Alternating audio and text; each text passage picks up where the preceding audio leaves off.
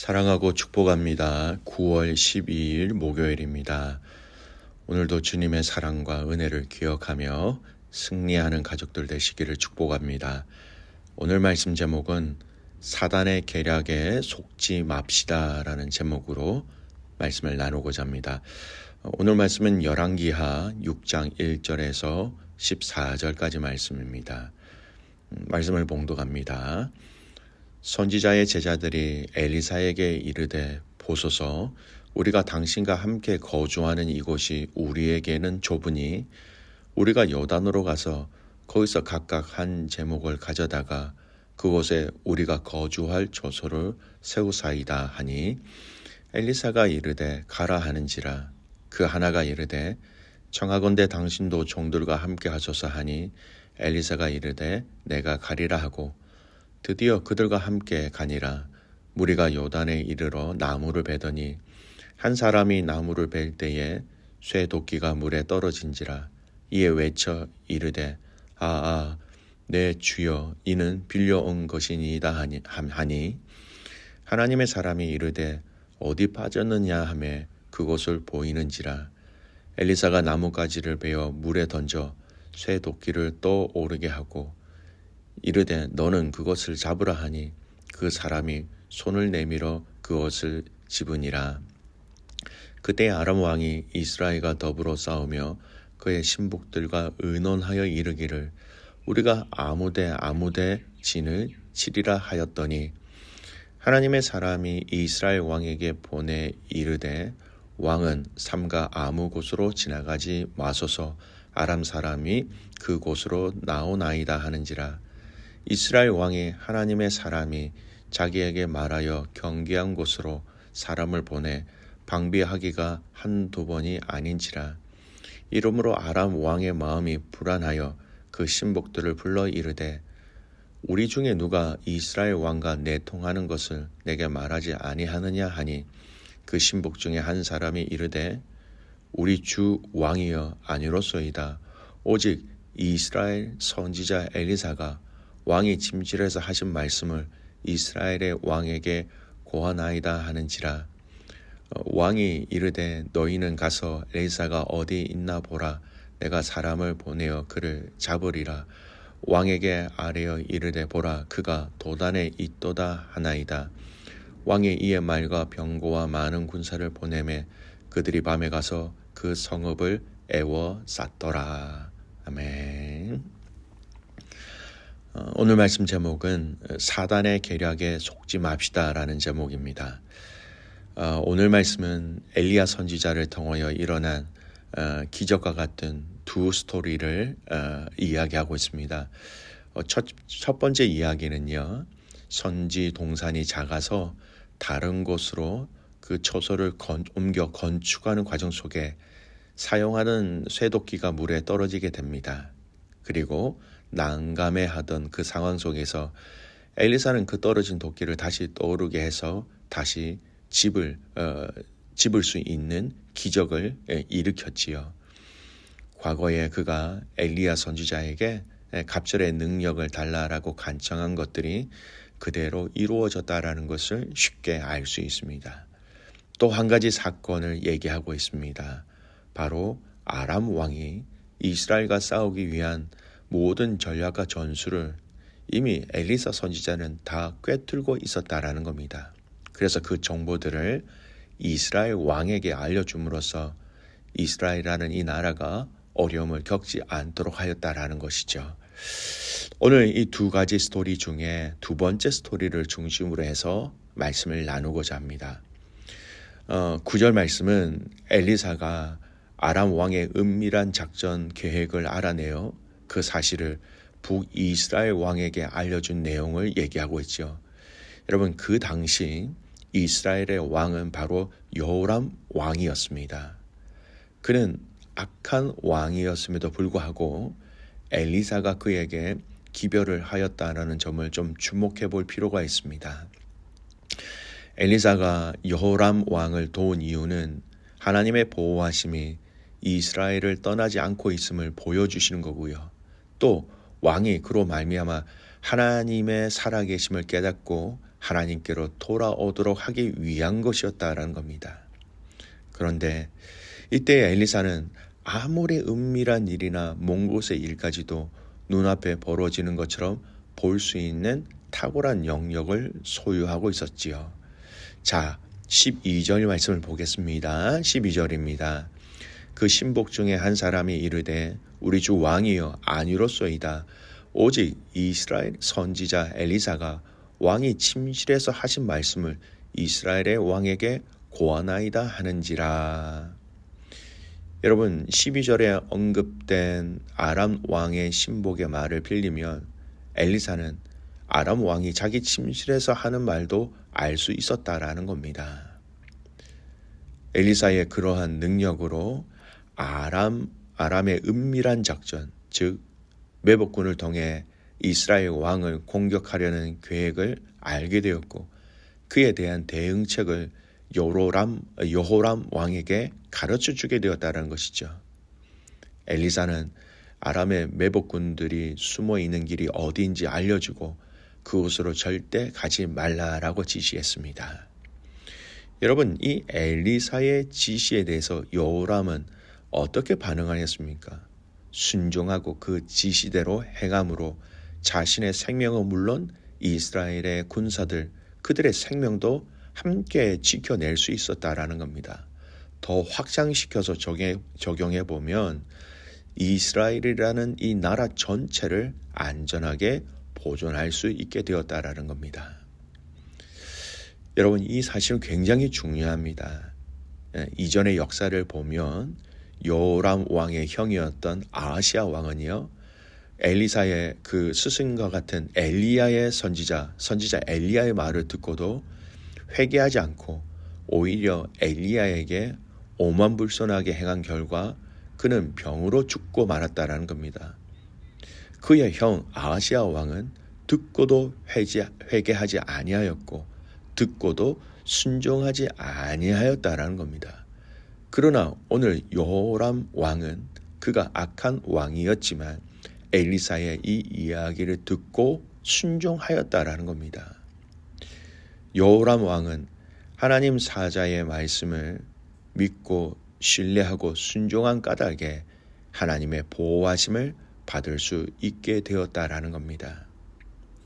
여호람 왕은 비록 여로보암의 금송아지 숭배의 죄악에서는 떠나지 않으므로 악하다라는 평가를 받기는 하였지만 그의 부친 아합이나 형 아하시야 왕과는 달리 하나님의 선지자의 말에 순종함으로써 잠시나마 나라의 안정과 자신의 생명을 보존할 수 있었던 것이지요.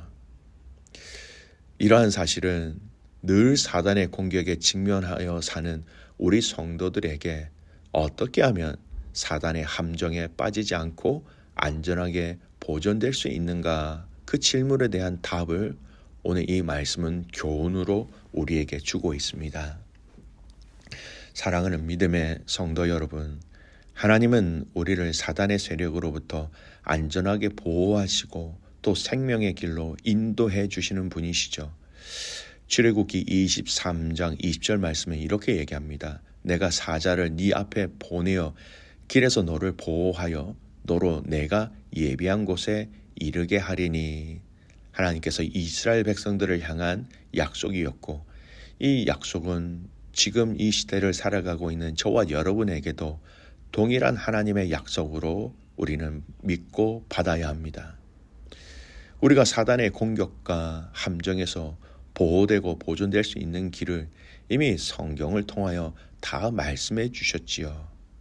그래서 우리가 성경에 기록된 하나님의 말씀에 순종하기만 하면 우리는 사단이 우리를 멸하기 위해 파놓은 함정에 빠지지 않을 수 있다라는 겁니다.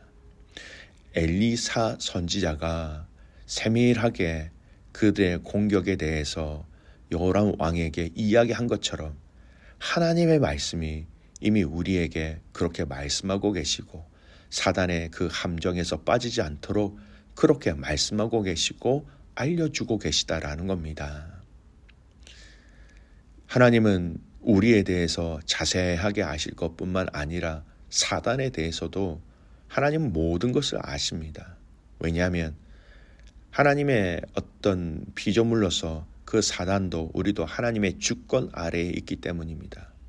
따라서 아람 왕의 모든 계획과 음모가 엘리사에게 노출된 것처럼 사단의 모든 것은 하나님께 다 노출되어져 있다라는 겁니다. 사단이 성도를 해하기 위해 세우는 모든 관계도 하나님은 다 아십니다.